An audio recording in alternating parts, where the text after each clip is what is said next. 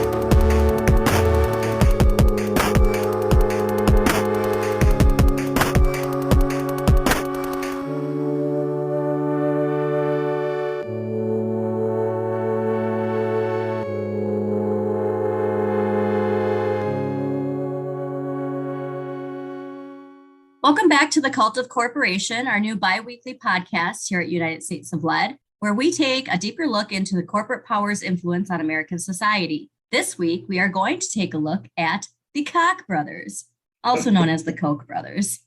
One of the things I love about you, Andrea, is you just really commit to a bit. Like I have to. Yeah, that's really impressive. You can thank my mom for that. She started it.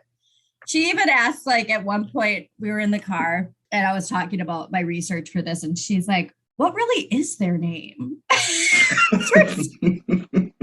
We're just so used to calling them the Koch brothers that, like, it's like, wait, but what is their name?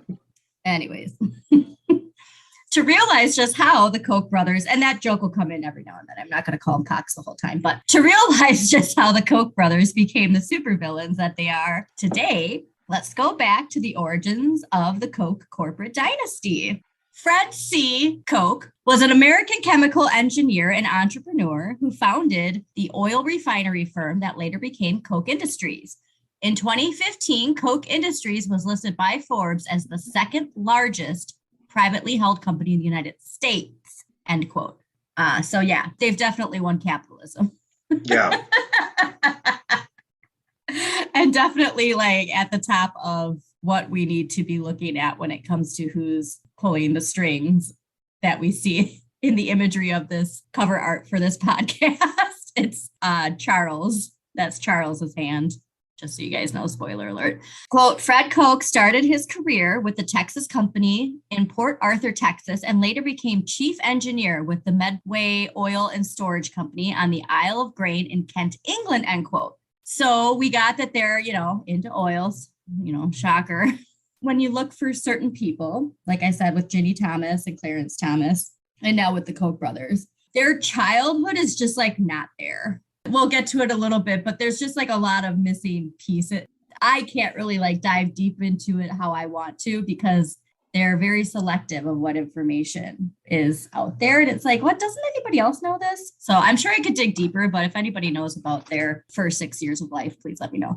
Does that mean they don't have friends? Maybe. I mean, did Trump have friends? I can't tell you how much this reminds me of Donald Trump too. So that's actually something I wanted to say is like, yeah, you can see how Trump became their target. I don't really know anything about his childhood. I know. And like I was telling my mom with childhood development and like what we talk about with lead poisoning, when certain things happen to you from the age of 1 to 6, there's no intervention and those things continue. You see life as being a certain way. It's grooming, I guess, in a sense, but like that's how your brain functions. And nobody's going to intervene when you have as much money as you have. Like, who's there to intervene? Yeah. And if you do, they're going to say, fuck you. Get out of my life. I'm really blown away by the notion of that. Are these your relationships then? Like, is this the standard of your how you relate to people? If that's... Well, think about it like this too, because we're going to be getting to this, is I always think about what's something I would love to hypothesize because we can't know for sure. But Sure. we talk about corporate Darvo, and it's like, how are these corporations using Darvo tactics? Well, if you have the generational patterning of abuse and being an abuser, it's kind of second nature almost, I bet, to have those tactics. I feel like I've seen this with people, but it's with wealthy people. Wealthy people have acknowledged they just have to like take it on the chin every once in a while just to keep the serfs from riling up. And it doesn't really cost them anything. It's something that costs them no money or an incredibly small amount of money. But then they go back to the thing that they're doing and they never think about it again. I think I've seen that within a family dynamic. So someone was teaching someone else about this, like introducing them to this concept. Like, well, it's just something we do because we have, we're worth nine figures. So, Kids are trained. We are animals at the end of the day. mhm. And whether it's nurturing or not nurturing, as a parent, you train your child. You know, Train your there's child. different ways you can train your child. And if this is, like I said, from their grandpa and their great Mhm. great grandpa, I guarantee you there was a lot of prevention of a child being a child in their life and Trump's life. That core part of your life was not the, playing in the mud and socializing, with your friends. Like that wasn't part of their Sure. reality, is what I'm assuming. Like it just feels like that to me from when you see what these people become. And that's something like at the end of the day, we can be polarized on sides, but if we don't start taking a look at the root causes of this stuff, instead of just because like it's so easy, even like with serial killers, it's so easy to just say like they're evil, and yeah, they are, but there's something that causes this, there's something that creates this. It's like how Marvel movies do such a good job at showing the villain as a person because it comes from somewhere. So let me just throw this out. I know this was a while ago. This is quite a while ago with the Koch brothers being children. So we don't have the same like social media. We don't have Yeah. all this documentation of what people were doing and who their friends were.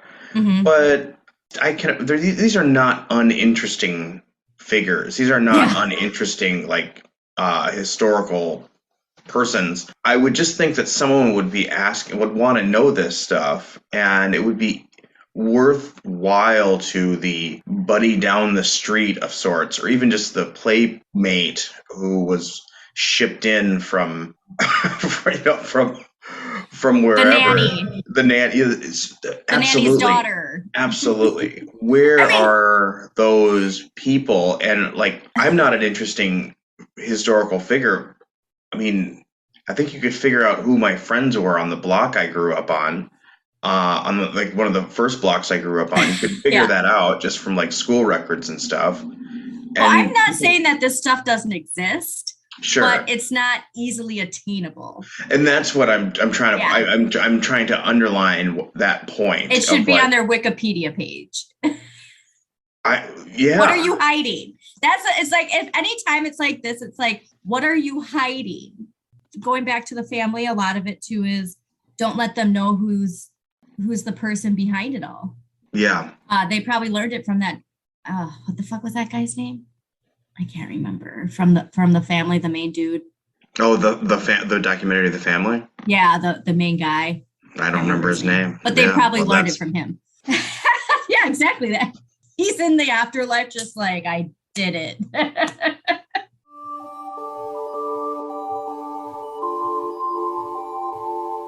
Anyways, back to the Kochs. Quote, in 1927, Koch, which is Koch Sr., Fred, developed a more efficient thermal cracking process for deriving gasoline from crude oil, which allowed smaller players in the industry to better compete with major oil producers, end quote. So we got gasoline happening already in here. But what happened next seems like something his sons Charles and David would do in response to someone trying to allow small players in the industry to compete. Quote, the larger companies quickly sued in response, filing 44 different lawsuits against Koch, embroiling him in litigation for years. Koch was to prevail, in all but one suit, which would later be overturned due to a judge having been bribed, end quote. Wow. Is that not crazy? Their whole lives go against their father's origins, I guess, if you will. Don't worry, he goes against his own origins too later, but like it's like he started with being the little guy and fighting for the little guy. Yeah. Against these larger corporations. Wow. I know. That's like Pete Seeger, their kids creating like iHeartRadio or something. Pete Seeger, of all people. I love a little it. Pete Seeger on my mind these days. Nice.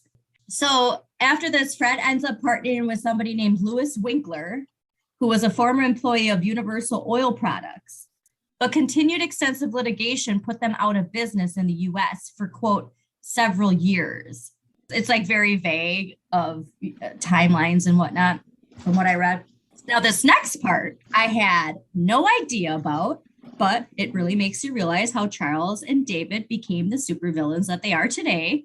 Quote, between 1929 and 1932, Winkler Koch supported the Kremlin and trained Bolshevik engineers to help Stalin's regime set up 15 modern oil refineries in the Soviet Union during its 5-year plan. And Wikipedia says Fred deeply regretted this partnership later on, but definitely see some interesting and relevant information in this partnership, don't you? Like those ties go back to there. I'm having a swirling wave of emotions and thoughts here. Like, 'cause I mean, one level, so 1929, 1932, Yeah. Soviet Union, there's Stalin, there's a lot of really solid propaganda going on. There's a lot of really solid narrative making. Yeah.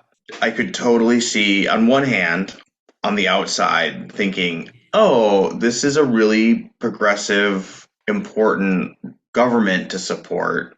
I want to be a part of that, and maybe they'll open new markets, blah, blah, blah, blah. But on the other hand, I'm getting real IBM Third Reich kind of vibes from this, because it's just like, why aren't you exploring this further? Like, where's the due diligence? This is Fanta and the Nazis or something like that. It's like, why? And from him, literally, 2 years earlier, developing this efficient thermal cracking process that he wanted to share with everyone. Right. That's a 2-year span. It's not like this was decades. Well, he wanted to share it with everyone, and I feel like that. I'll go over to Russia, but he had to know who Stalin was. I wonder. I don't know. I wonder if there wasn't one vein where it's like, I could share this with a people in an equitable way, a way of seeing this that where he could have been like, yeah, this is how I would do it. I'm not going to share it with the Carnegies and the Rockefellers and the Rothschilds. I'm not going to share. He's pissed at them. I don't know. But that's a good point. Like, fuck you guys. I'm going to go over here. But at the same time, there were a lot of atrocities going on, and they were building up for even more. You see a picture of Stalin with 4 guys, and then a year later you see the picture of Stalin with 2 guys, and then 3 years later the same picture, and like, this is before Photoshop, so this is really impressive. You just see that one guy, like, you just see Stalin strangely to the far right of the frame, and that's the historic shot of. Yeah. Well, don't worry. It gets better. So he didn't learn his lesson. Quote, in 1934, so just 2 years after he was working with the Kremlin, Koch had partnered with William Rhodes Davis to help build the Hamburg oil refinery, the 3rd largest oil refinery serving the Third Reich, a project which was personally approved by Adolf Hitler. Yeah. Contemporary critics claim this showed a direct tie between fascism and the modern conservative movement, notwithstanding Koch's much greater involvement in the Soviet Union, end quote. Okay, so you just proved the point I was trying to stumble through, which is just sort of like, why are you drawn to this? Like, why?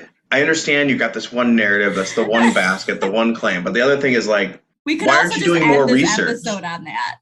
Oh my God. Yeah, Okay, this is that's it. There like you this go. is strong IBM vibes. No, it's strong Coke Yeah, vibes. it's just It's the yeah, same they're thing. their own. Yeah. And now, yes, and that's the thing is like, so we just have this blanket overview, right? And it's like, okay, what was his day-to-day life? Were his kids there? Or was this before his kids? Stuff like that, where it's like, there's not information on it. That's Hmm. fucking weird. They don't want people knowing about them. Well, that's also weird. I think a part of the circle of silence is there's a practice in not literally talking down, or like you just don't share. We're just in the circle. We don't need anyone else to. Well, the other thing we have to raise attention to Yeah. is the whole America First Mm, narrative comes from white supremacy. true that. During the fight against fascism, there is documentation of people in New York. Hmm. People have this kind of idea from how we're taught in school that America was against fascism. It's like, it's very relevant to now that there was always that sector who They was filled like, Madison Square Garden. yes, I know. And people don't, those are things that have been kind of erased, like the Tulsa Massacre. There's certain things that they just scooch under the rug that don't fit the narrative. And it's like, it's not about fitting a narrative, it's about telling the truth Hmm. so that we can learn and grow. Going back to childhood development, there's so much stuff you don't see or hear that shape a person. And you just know what you hear from, like your Wikipedia page and stuff like that. So there's a lot more stuff going on than we realize at all times.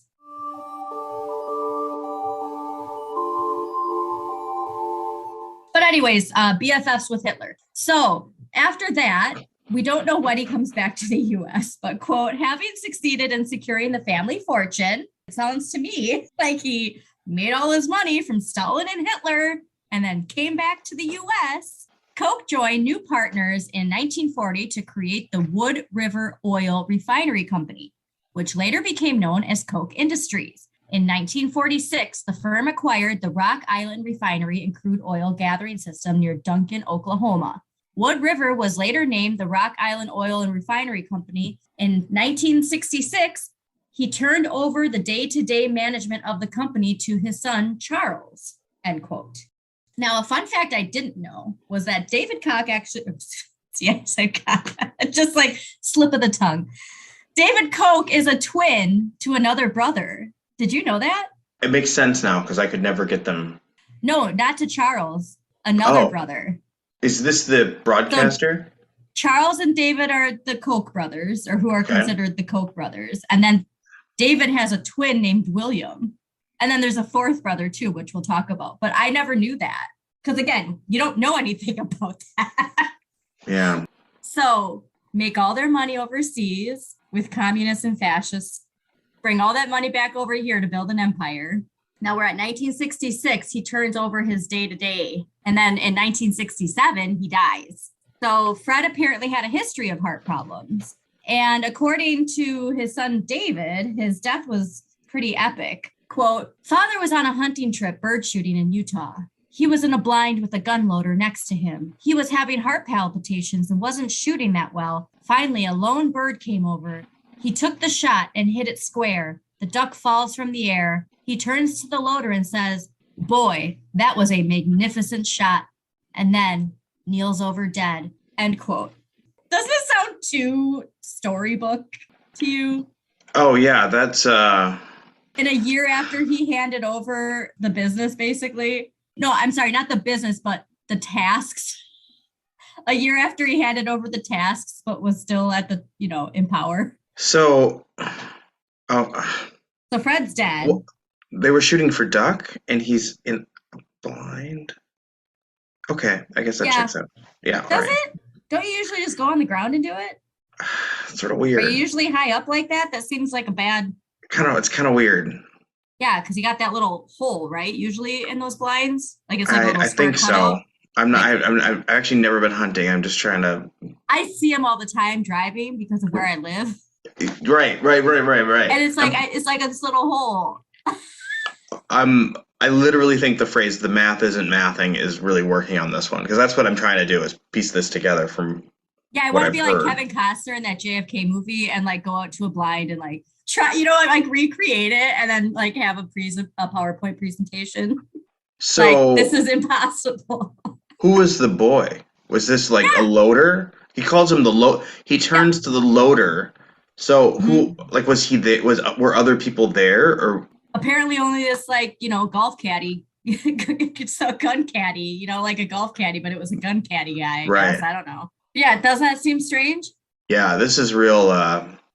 Yeah, and it's So not uncommon to make these kind of like mythological, but yeah, because it's your father. Yeah. well, and it's they're trying to make this corporate myth, but Yeah. Well, you yeah, need that when you're starting a cult. Uh, you do. This you is do. Jesus Yes. in the manger. Yeah. God, I've been thinking about Jesus a lot lately too. And it's just like, man, like we don't talk about Jesus enough as just a person.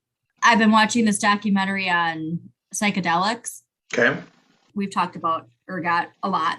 And just that we don't think about enough how many people could have been just tripping balls. The whole ancient world was tripping balls. Tripping balls, dude. And we don't Yeah. talk about like all of us need to like have a week where we just trip balls to be like, oh, this is how they came up with the story. Have you ever done not isolation chamber? What do they call that? Oh, I know The what you're talking isolation about. booth, Yeah, where all your sensitivity. senses go away. Yeah, you're just floating. I haven't. I'm kind of scared of it, but So I want to. if you imagine like being a shepherd, you're not like talking, you're not writing memos or doing spreadsheets for these whatever your sheep or whatever. You're just sort of there for Yeah. days, and you're going through your grazing path. You're through the pasture. You're bringing them from one point to another. You're out in the world. Stars are moving at like this incredibly slow rate, but so are you. Yeah. What do you think about? And then Like, when you're tripping balls on your rye bread, what do you think? so that's my point is like, so if you went from a slow trip to just this time in your mind, I don't know. I don't think we can fathom it. I don't think human beings today can really fathom like how These are what things the we need to brain experience. recreate. Yeah. Like when they're doing a lot of that, this documentary is great on Netflix. They're bringing like a lot of it's getting approved for mental health research Hmm. and therapy. I mean, people with PTSD and not just like one type of psychedelic, it's like every single one, but people with OCD, cancer patients who like the stress is like they're able to just have acceptance. So the other thing is that I love that we're going on this from the Koch brothers, and they could actually use a good trip and ball session, I bet, Take to some like ketamine. to get rid of all of the because it all based. So the point of the psychedelics is it brings you to the trauma cause, the root cause. And Hmm. actually, this does connect because I was saying until we get to the root cause of these issues, we're not going to fix anything. So these psychedelics with therapy, it's not you just take it and lay in a field. You have a guided therapist with you who works through it. You get to that root trauma Hmm. that then snowballed and accumulated over time. And it literally rewires it. And so then I started thinking, I wonder if this could work with lead poisoning patients because it rewires your brain. Have they thought of doing psychedelic There's a therapy? PhD right there. Should I go back to school? I've been saying that for years. The world deserves your dissertation. Oh, thanks. I really think there could be something there. Of course, there's still stuff in your body, and I'm really Oh, interested yeah. Health in wise, yeah. oh, absolutely.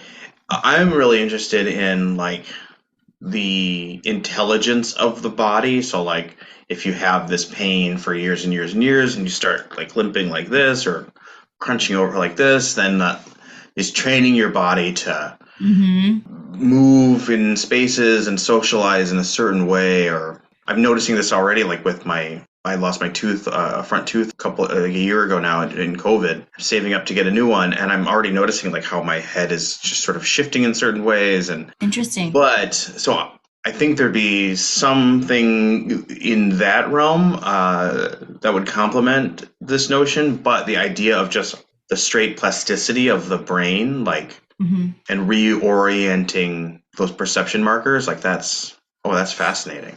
I don't believe that science has to be one way or the other. And that's what they bring up in this too, is Mhm. like, there doesn't have to be a separation between spirituality and science. A lot of these experts are saying if we get to this next level, we'll see that spirituality is science in its own way, like that there's a science to this. I would deeply argue that if you're doing both correctly, you admit that you don't know. Mm-hmm. In my mind, traditional science and medicine and holistic and spiritual.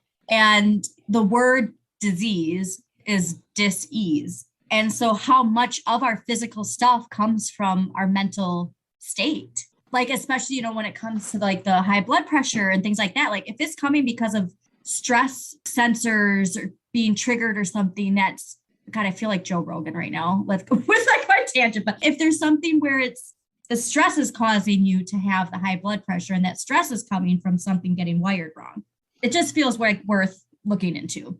I couldn't agree more. Oh, and before we get, we've just gone completely off topic. But the other thing I was going to say, circling back to Jesus and them tripping balls, the other thing that I never really thought about until last night was wine. What do you mean? Jesus and wine. Okay. And lead. Oh, okay.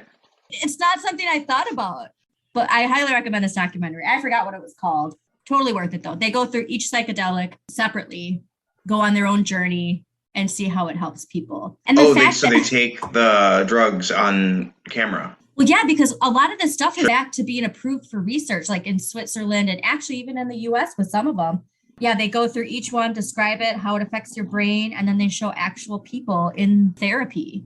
Mm-hmm. It's super interesting.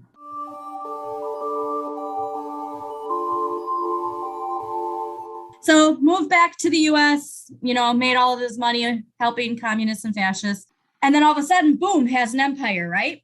So it's interesting that after Fred's time working with Stalin, he became intensely opposed to communism. But I don't see much of him dissing Hitler, which is also interesting. So it's very focused on like Stalin is bad, communism is bad. Did not see anything about him talking about Hitler. So there you go.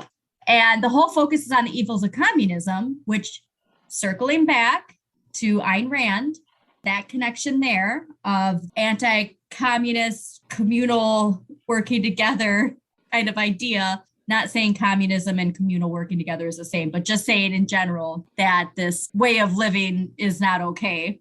So he focuses on the evils of communism, and he's also noted as saying that socialism leads to communism. Well, so does Marx. I mean, but it's also important to note that they're not the same thing. They are not the same thing, and communism is a theoretical form of the stateless existence. Like, it's not something you just do. It's something that ends up happening as a byproduct of capitalism leading to socialism, leading to communism. You don't vote it in. Cult members' script. They're the same, and they always intertwine them, get them mixed up, like with the student loan forgiveness stuff. And it's just like, Marjorie Taylor Greene trying to say you have to pay back your debt. But then I love that the White House tweeted out this PPE loan you didn't pay back. And people are like, that was meant to be forgiven. It's like, that's not what she said, though. She said, if you have a debt, you pay it back. So in this notion of the cult, it's really important to have conflicting information. I think that's one of the things we're definitely saying is you have to, I think it's what you're pointing out is like you have to have dogmatic and like absolute thinking. And then there has to be some kind of wobble in that thinking and in an example. And then it's like, oh, well, that's okay for us. Like we're the elect. Like it's okay for us to do that. It's okay for us to grab them by the whatevers, grab them by the PPP. That's okay. Let's make a shirt that says that. That's such a good t-shirt. Grab them by the PPE. Okay, I got to do that on Canva. So Fred's own son, David, said that Fred was, quote, paranoid about communism. And I couldn't help but wonder, because paranoia is a side effect of lead poisoning. And with how much Yes. And with how much he was, because he was a chemical engineer, he was working with it. He wasn't just in the boardroom. Like he actually did build this from the ground up. This is a Pepe Sylvia moment. This is a lot of red strings. This Get is out there. awesome. Okay, good. Oh. And then that paranoia fuels Mm-hmm. all of this crazy. I don't even. But yeah, so he worked that much with gasoline back in the 20s, 30s, 40s, 50s, 60s, up, he died in 67. I mean, granted, in the 60s, I'm sure he was taking a back seat from the actual like day-to-day stuff, but it was there. Fascinating. Mm-hmm. So furthermore, David goes on to say his father, quote, was constantly speaking to us children about what was wrong with the government and government policy. It's something I grew up with, a fundamental point of view that big government was bad. And impositions of government controls on our lives and economic fortunes was not good, end quote. So we can see how they push that agenda today, but while also controlling the government. So LOL. And they're offsetting their agenda. They're saying like this is almost like a tribute to their father rather than yes, just because they needed daddy's love so bad. Right. Like Trump needed daddy's love so bad. Yeah. That's the thing too, is like, instead of saying that to like shame people, but at the core of stuff, a lot of this stuff stems from childhood, and yeah, and if you have $1 billion, your childhood weird shit is spills into my life. I know, but that's what I'm saying. Is the fact that we let people have this much, like just people in general have this much control. So eat some cake like the rest of us. Or crudité if you're Dr. House. Or a crudité. Fucking loser. I can't believe who was filming that. It was like, maybe you should say veggie tray. Could we just do another take? I mean, what do you think about that, Mehmet? Like, just a quick, I don't know. Touching all the vegetables. That was like the one thing the grocery store employees were like, God, he just kept touching all the vegetables and putting them back. And it was like, crudité. It's so ridiculous. But that made me lose my train of thought. Get back to it. Oh, and then we can also see how they got triggered, I'm sure, with, Darvo tactics. Mm-hmm. Because they had to reverse who's the victim and offender here. Because in their minds, this is their narrative. So they can't be the villain. Totally. And so it's like, there's triggers to this stuff too. Like, I'm sure Fred lead poisoning was a trigger for his stuff. Like you get that narrative. He picks up an Ayn Rand book when he's fueled with lead poisoning paranoia, just hypothetically saying this, but it's probable. When we don't see these step-by-step snowball effects, we can only speculate when there's no information about these people. So before we move on to Charles and David, another fun fact about Fred was that he helped found the John Birch Society, which I know I brought up briefly, but again, it's a, quote, far-right American political advocacy group that opposes communist infiltration and supports limited government, end quote. Obviously, that's what we're facing right now. So snowball effect of that from, back in the 40s. Even John Wayne was a member of the John Birch Society, but ended up leaving. Oh, that's right, because it was too crazy? Yeah, which, says a lot about how bonkers these people were, because he's an evil, evil man. Horribly racist, white supremacist, narcissist man. And he's like, whoa, guys, this is a little much for me. And another fun fact about this is that it also seems super culty. Quote, God, see, I can't help it. Koch held John Birch Society. It makes sense. I mean, right? I really think it is Koch. Quote, Koch held John Birch Society chapter meetings in the basement of his family's home in Wichita, Kansas. And I wrote, I bet they served Kool-Aid.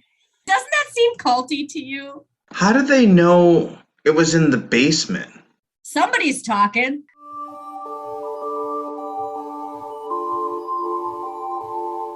We know that they are the string holders. Mm-hmm. Now it's only Charles because David's dead, but they've been the string holders of the far-right political movement. It's them. And they have all these organizations, which we'll get to, but this concept of for the American people and the hardworking Americans, and, it's your hardworking money. They don't need to take your taxes.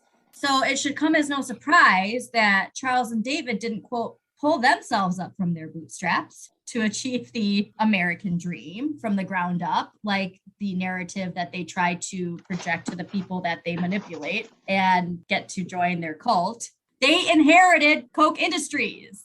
Right. It's like this illusion of like they made themselves who they are today. No, they inherited the business that got most of its money from working with communists and fascists overseas, then brought back here. If the story doesn't add up and it's not truthful, how can you believe them? You know? It's magical thinking. It's the story of the elect. So like, even though on paper, it's like, we can see that in order for this company to make money, we can't pay our workers what they're worth, or even acknowledging the notion that because our workers are working, that is the only reason why we're making money. So we're not going to share the profits with these workers. It's this notion, like we can do the math on this, and it's like, no, we're going to be the select few. We're the elect. We're the ones who are going to make it. Even though it's against the odds, our belief is that, I guess, space for all of us, or we're all going to make it into heaven, or money heaven. Is that money heaven? Is that the American dream? Like there's just going to be fields forever and ever. And for some people, I guess. Because if they really did want that, they'd pay their taxes. Yeah. So I mentioned there's not much about Charles and David's younger years. Granted, I did some light research, but I didn't have a lot of free time. But, quote, in an interview with Warren Castle Jr., which was recorded in February 2016, Koch stated that as a child, he did not live a privileged lifestyle despite growing up in... Just wait. Despite growing up in a wealthy family. Koch said, quote, "My father wanted me to work as if I was the poorest person in the world," end quote. After attending several private high schools. So you attended several private schools, but not living a privileged lifestyle. Okay. In his mind, he might think this. Right. You know what I mean? Like he wasn't taking trips to Bali like his other private school friends, but you still went to a private school. Yeah. I just and love he's it. not worried about eating. He's not worried about... As if I was the poorest person in the world. Can you elaborate on that? You know, what's your interpretation of that, sir? It just shows he doesn't know what that means. He's so detached. Charles, if you're listening, I think you could really benefit from the psychedelic therapy that... Take some ketamine, man. Not ketamine, though. They don't talk about ketamine in this. Start with mushrooms. That's another thing that's been deregulated. People are having a lot of... Oh, has it? Yeah. For anxiety and a bunch of other stuff. Oh, interesting.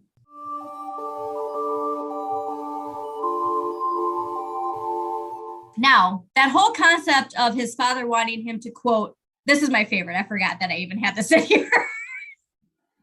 So that whole concept of his father wanting him to, quote, work as if I was the poorest person in the world, end quote. Well, let's just break that down. He graduated in 1960 and started working for Arthur D. Little Incorporated. But by 1961, he moved back to Wichita to join his father's business. So he did that whole working on his own thing for less than a year. Oh, my God. And by 1967, he became president of the company when his dad died. That illusion is just mind-boggling. Okay. I just can't stand these people. No, and can you not hear it with connected to Trump? It's the same narrative.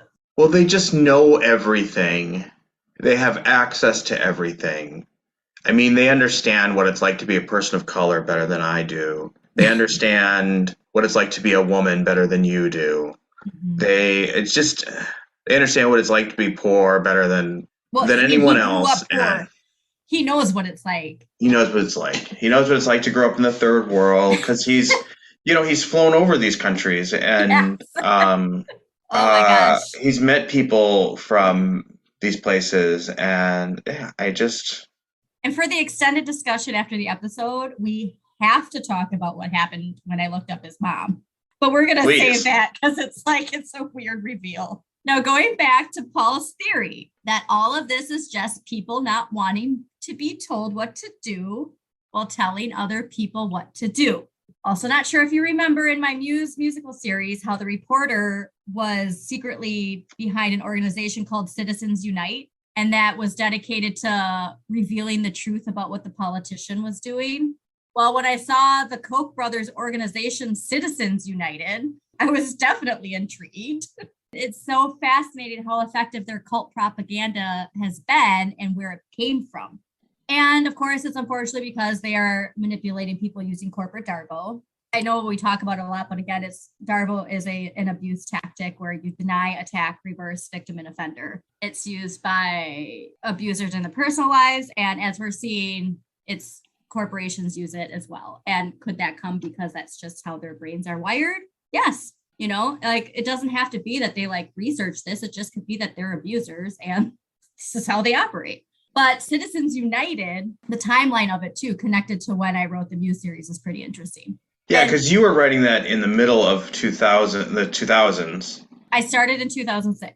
And then it wasn't a case. The Supreme Court didn't decide it until 14. I think it might be 2010, but we'll... Okay. But regardless, I started writing it before that happened. Quote, in the wake of Nixon's unprecedented resignation in August 1974, the new Republican president, Gerald Ford, signed important reform legislation into law. The new laws established stricter campaign contribution limits and public disclosure requirements, a federal presidential campaign matching fund system, and a new regulatory agency, the Federal Election Commission. As President Gerald Ford said, quote, the times demand this legislation, end quote.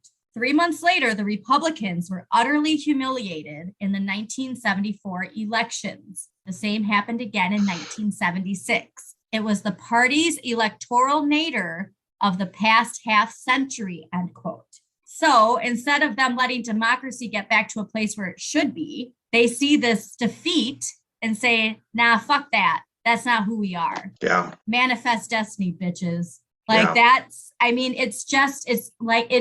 Boils down to what you fucking said.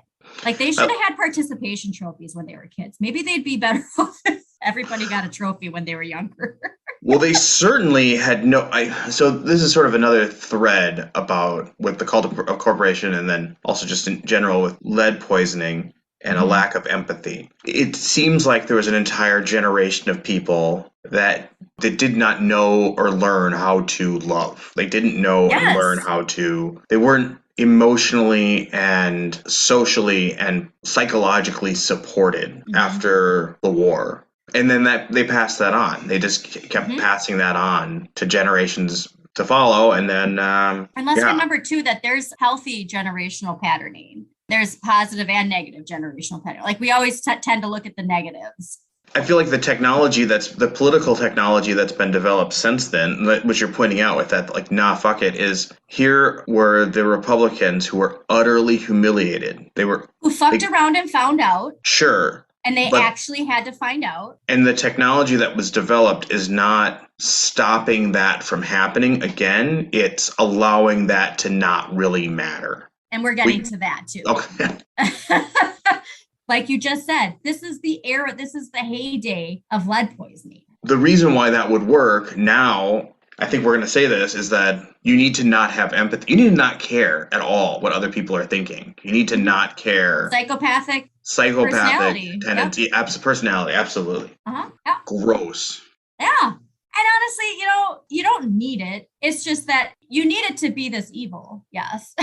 But you don't need it for things to be successful, I want to say. I feel that there can be a balance of it if they did have any empathy. And then, of course, they talk about all their charitable donations to these nonprofits, but they're all nonprofits that just fund propaganda advertising. So I find that so amusing that they talk about their charitable work. It's also the charitable work, and I'm just going to keep saying this every time it's brought up. Charitable work is also...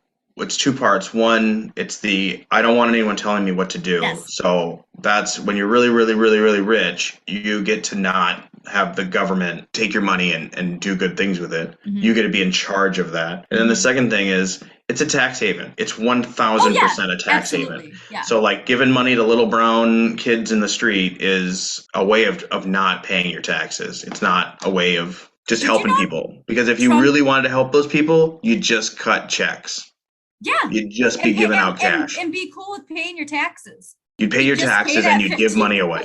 Yes. Yep. Just do it. Oh, another interesting note is that all four Koch brothers inherited the shares of the business from their dad. And so there's apparently a large divide between Team Charles and David and Team Frederick and Bill or William, to the point where, quote, Frederick and Bill were bought out for $1.1 billion.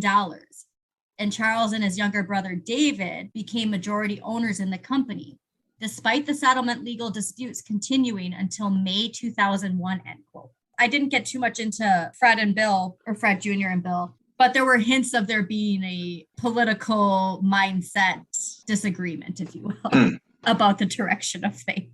So it'd be interesting to see. We don't know anything about their childhood. Bill is the twin of David. Okay, so they're, they're the same twins. age. Yeah. Yep. Charles is the oldest. I don't know if Fred's the youngest or the middle. But all those dynamics can make a difference in how the narrative played out, but we just don't know any information. Mm-hmm. So how did we get back to this Nixon era corporate influence? Well, a lot of it comes from an important court decision that took place in 2010, which you were just talking about. The, quote, court ruled that the First Amendment forbids the government from limiting independent political expenditures by a nonprofit corporation. These principles have also now been extended to for-profit corporations, labor unions, and other organizations. In other words, pretty much anything goes.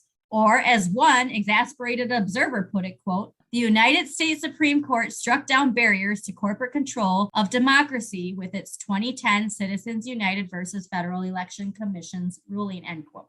So they've become super bodies. They've become super individuals where, like, I'm capped at how much I can give to... Gerald Ford put into place, listen, we can't have money influencing elections.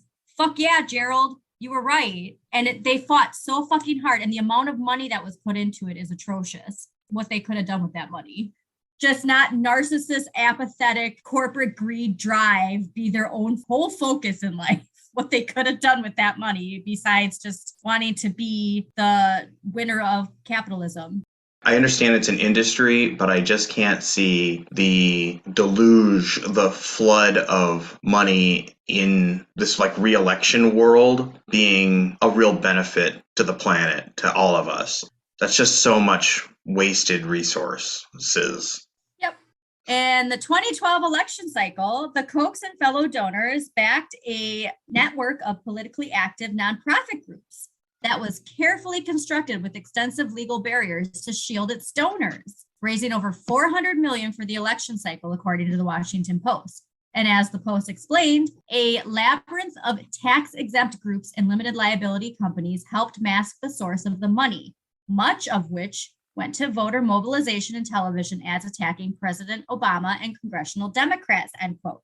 And I'm always curious about this. Like we just said about the hiding your identity with the family and with them not revealing any information about their upbringing or little information. What are you hiding? Why do you need to hide your identity if you're not doing something that's shady as fuck? It's one thing to be like, oh, I don't want the attention because I'm donating $200 million to school lunches across the US so every child can have a lunch. Right. That's not what this is. It's, I want to control the elections. Ugh. So we're going to circle back to 2010 in just a second. But first, the Koch brothers spent a total of $220 million on the 2014 midterm elections through their right-wing political advocacy group, Americans for Prosperity and Freedom Partners. Now, that there, I want people to pay attention because when you see a lot of propaganda on social media, those videos, 9 times out of 10, you're going to see Americans for Prosperity created it. And that's something that I've been paying attention to a lot lately, especially the very well-produced absurdities. Now, I don't know whether or not people realize how much fucking money they put into this propaganda and how much their thinking has been influenced by this corporate greed. We can see how effective this manipulation, this corporate Darvo is on people where you're looking at them going, everything you're saying is coming from the top billionaires in the world. Yes. Who own and run everything. That part there, it's like, how are you? Yeah, so this information, this information wouldn't be out there unless money was, that's such a great point. It's only allowed, it's literally allowed by the people controlling these communication pathways. Mm-hmm. So what are they benefiting from? How are they benefiting from this? And then I think another thing is, I don't think we can see this so directly, but because there's so much going on behind the scenes, if you really want to control someone, you got to throw out some crazies, and then like some Marjorie Taylor Greene. I think that's how we got Marjorie Taylor Greene is, she's an what do they call her? Agent of chaos. yes. I'm just thinking of like, you wouldn't start with Marjorie Taylor Greene. You'd start with something, kind of like that, but you would frame that person as just so out there, and then you create an alternative that's just polished and but saying the same thing. You were mentioning like those really polished ads that are saying this, they're saying the same thing as the nutballs, but then you get the nutballs. So here's the thing I was just thinking about too, is all they have is money. Okay.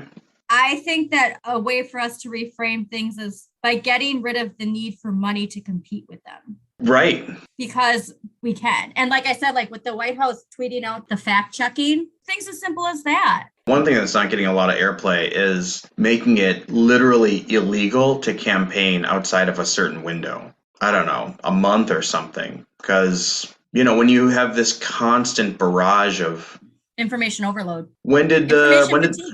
It is. We're exhausted. Mm-hmm. And as soon as Trump won in 16, they were already starting about 22. Yeah.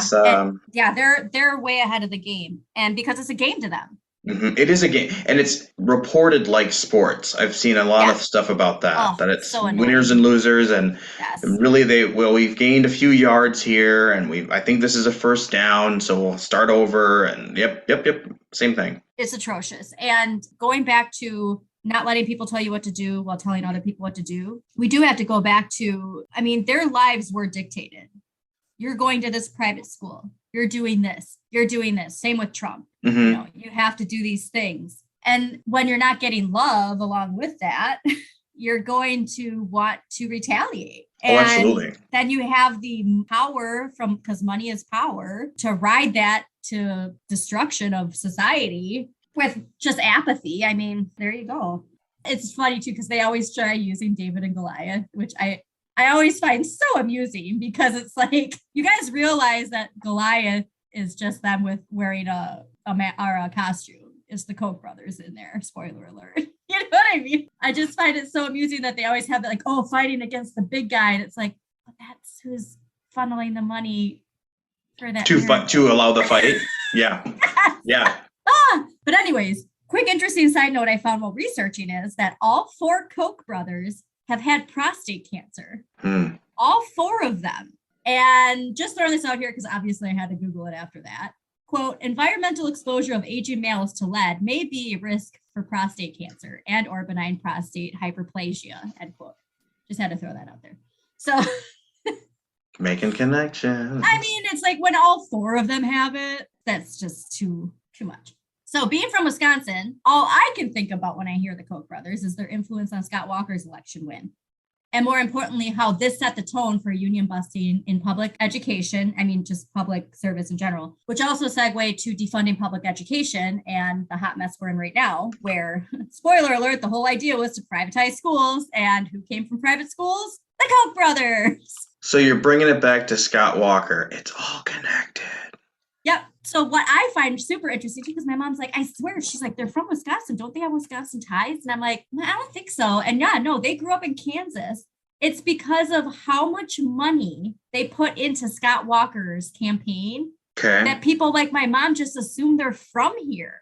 Wow. Like, why would you have so much interest in this man winning if you're not from here? Totally legitimate parallel connection, So, quote, Walker's gubernatorial campaign received $43,000 from the Koch Industries PAC during the 2010 election.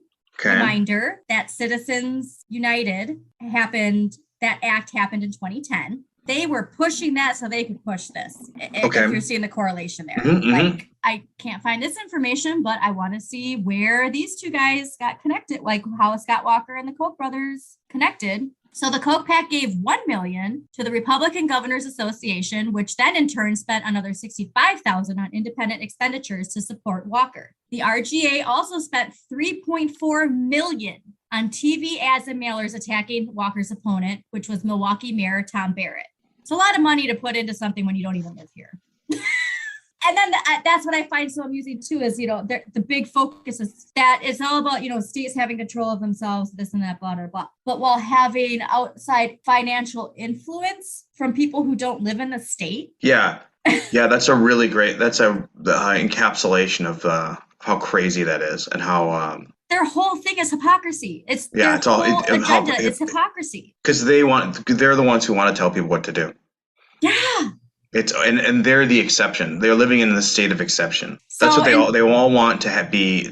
We know what the law is, but we have the exception to this law. Yeah, that's for you folk, not us. In February 2012 interview with the Palm Beach Post, David Koch admitted that he was helping fund Wisconsin Governor Walker as Walker fought off a recall that was sparked by the anti-union legislation. I was living in Minneapolis when this happened, but I remember coming back down here I was doing a documentary, which I wish I could have finished, but somebody lost the footage who was filming with me. But I still think also too, just as far as timing, that documentary was called Restructuring America. And I was seeing it as the positive of how we need to restructure America, right? While the Koch brothers were literally restructuring America unbeknownst to me. He set the precedence for all of this stuff in 2010 because of being funded. I mean, granted, he's just the puppet who has the strings on him, obviously, like they're the ones organizing this, but it just shows like they put so much money into that because they're like, he got their job done and they needed him there, right? That legislation would have been thrown out because Democratic senators in Wisconsin left the state trying to avoid this being passed through and being voted on because they knew that was so dangerous and it still got voted in. So Koch was later quoted as saying, "We're helping him as we should. We've gotten pretty good at this over the years. We've spent a lot of money in Wisconsin and we're going to spend more," end quote. So they're buying a state. Yeah, but states have their own rights. No, we're just going to buy them like monopoly pieces. Mm-hmm. And makes me wonder if they have money in this mega guy who's running against Evers. Oh, I'm sure of it. Yeah, which this guy just such a fucking tool. But my favorite part of this guy is his political ads are talking about how we need to get career politicians like Evers out of office. Like Governor Abbott of Texas? Yeah. But, spoiler, this guy has run for office more times than Evers has. State of exception. Yeah. Just like But when he was running, it was because of his passion. I told my mom that and she lost her shit. She's like, Evers was a public educator, a public school educator. It's not like he was even at fucking private schools. He was a public school educator. Like, what's his face in Minnesota? Thank you. Yeah. And I go, yeah, I know. I'm like, so we know how ridiculous it is. But if uneducated people are just hearing this shit and, this is going to be his third term as governor, like. Well, they've also drawn lines, like they've created these battle lines. So I think what happens is you don't need to have real facts. You just need to say things and people will construct what they need in order to maintain their position. Yeah, and it's that idea like there's no going back type of. Yeah, that really moves this forward. No matter what you move forward, manifest destiny, no matter what the cost, we are getting to the end of the Oregon Trail. So even if we got to lose some kids and there's dysentery everywhere. Yeah.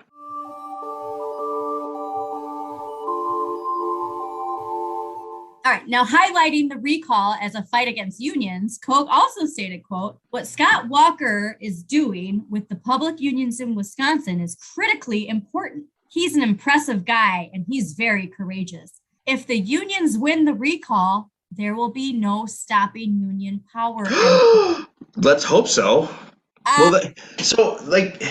Unions need some reform, and that's a whole thing. Oh, yeah. Like, we don't have a very healthy relationship to power and a very solid identity around value and cultural progression. But this reminds me, what is that one? Who said the thing about the taco stand? Like, if immigration goes this way, there'll be a taco stand on every corner. It's like, I'm sorry, yes, what? Who said please. that? It'll be, Somebody said that? yeah, Is it'll be that like a bad guacamole thing? will be everywhere. There'll be taco stands on every corner. Like, Oh my God. okay, Well, this is the problem we've talked about. And again, unions why everywhere. Yeah, literacy and education is important, because without critical thinking, you do see everything either this or this. You can say that this is fucking insane while also saying unions need to have a revamp. It's like you can be pro-union and say there's still issues within unions. I think this is something that keeps popping up. With in addition to that, my position is I agree with that about education. I think we also just need to meet human needs, like Yeah, meet the actual, like, I feel like we should have the right to just not care about anything, not read a single thing. I don't and really just be need to able to know live a good anything life. about Yeah. politics, but if I am sick and I want to go to the doctor, when I'm Mhm. old and I want to be taken care of, when if it's like that's being threatened, if that's really exists and that's being Mhm. threatened, people will act on that. They'll try to defend that. And if we don't have that stuff and it's real, then we're just trying to fight about these imaginary things. We're trying to fight about these like theoretical sort of things. And in addition to education, I think people would be motivated in a unique way if they were defending what they already have. And I already said, I'm against privatizing school, Yeah. obviously, but I'm also for restructuring public education. At the Yeah. beginning of the show, I don't know if that was before the episode or not, but we talked about how not everybody learns the same way. And there are people that are That's a exceptionally great point. intelligent Yep. who just need to have a different way of learning. And so we need to broaden that. Yeah. We need to And it's not this separateness, but people have this concept of you're either this or that. yes. And it's like, no, I'm for public education, but I also am for it being restructured. Do you want bad test scores? Do you want our kids to have bad test scores? God, I don't care about test scores. Do you not care about test scores? Like, I Oh my want God. people to be aware and creative I want and people to be, going back to childhood development, I want emotionally people to stable. flourish and be Yes. who they want to be, Yes. not who they're told to be. And going back to unions, what I had mentioned in the corporate definition episode with childhood development with unions, that kind of like establishment of self-regulation with positions of power in unions, or even just being in a union. And there be some sort of like introductory course you have to take or something. I don't know. And maybe they do have this, but like understanding the inner workings of what it is and how important it is that you're in the position that you are and what that means for your community and, stuff like that. The fact that we would have to have a class to teach people about how their labor is, I mean, like, 4-year-olds get this. You made this with your friends, like you want to benefit from it. I mean, at a simple level, that's, I don't know. We're at a point where it's crumbling and we need to rebuild. And so I'm saying this as far as like the development stage. I'm for trying the to next agree. 6 years, you know what I mean? Yeah. For the next 6 years, this is like what we have to do to get our country That's insightful. functioning again.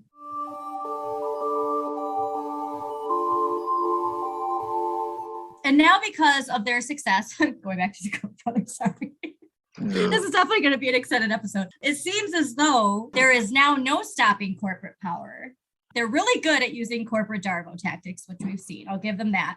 Also worth noting that along with the Koch brother influence, Scott Walker was successful in putting a halt to a Midwest high-speed train system. And I don't know if you remember that, but that was along with the union busting. He also put a halt to, it was ready to go. And all the other states were on board, but they needed Wisconsin as the pass-through. And he successfully put a halt to that, which would have made commuting for everybody so much better. Now, imagine, too, we couldn't have predicted COVID, but with the amount of remote work, and you could have had the ability to live in a different state and still go to work. You're telling me I could have run down to Glorioso's and gotten some Capicola? Yeah. Lame. Just a reminder, Scott Walker was funded by the Koch brothers, whose industry is oil and gasoline. Oh, yeah. And what is the one industry that would have been affected by this fucking train? So there's all this distraction about that stuff, right? Right. I'm putting my money on the money they would have lost from public transportation at this level as their focus of why they needed to get him in there. Well, I would say you're not wrong. And who knows what else is there. Yeah. Oh, yeah. Oh, it's just like Scooby-Doo villain stuff. Dude, I know. Yeah. Well, I had to get rid of that. I had to get rid of the circus. I should do okay, I'm not good enough with this stuff, but if anybody listening can do a David and Goliath, but Scooby-Doo, and like do 2 scenes of it, and then they pull off the mask and it's the Koch brothers, like 2 heads of a Koch brother, like love it. Monster. But yeah, so that train plan is now getting revamped, but now there's all of this negativity. Like people talk about how much money it's going to cost, and it's just like no mindset of how this is benefiting people. Like me, for example, traveling to and from Minnesota, if I could take the fucking train for the cost of driving there, fuck yeah, I'm going to do it. So there's also a benefit where if the government and the state is in alignment with the needs of the people, as far as like where we all want to go, we should have cheap, affordable, reliable transportation to those places. Why not? Why wouldn't we have that? I talk about worker efficiency. You can work on the train. Wow. While you're going to your meeting. Yeah. And everyone would own a piece of the train. Everyone has access to the train as opposed to just their bubble car. The plans are great. And it's supposedly, because now that's back on board, but now it's not going to be till like 2033. It was supposed to be done by this year or next year if he would have actually if he would have signed off on it. But, got that sweet, sweet cock money. Got that cock money. You got that cock money. Got that cock money. All over my face. You should really join at the $10 level to see what Paul just did. But anyways. We could talk about the Koch brothers for days and days and days. I mean, obviously, I'm sure I hope to God there's a podcast dedicated to them because there's so much information. If somebody wants to pay me to do a Koch brothers podcast, like I'm here for it. But don't forget to take a look at our resources because there's a lot of detailed information in some of these that we just couldn't get to. Some of the timeline information is pretty interesting. And if you are at $5 or up on Patreon, stay tuned for the extended after the episode discussion where we take a look at what I found while trying to find information on their mother. So I can't wait. Thanks for tuning in, everyone, and we will talk to you next week. Thanks, everybody. Thank you for tuning in to United States of Lead, hosted by Andrea Elizabeth and Paul Kramer. Want to know more about this subject? Consider making a donation on Patreon, where you can unlock extended video episodes and bonus content like deep dives and exclusive interviews. Just a quick disclaimer, Andrea and Paul are not experts in lead poisoning. We do ask that you check our sources and read up a little bit more on your own. Thanks again for listening.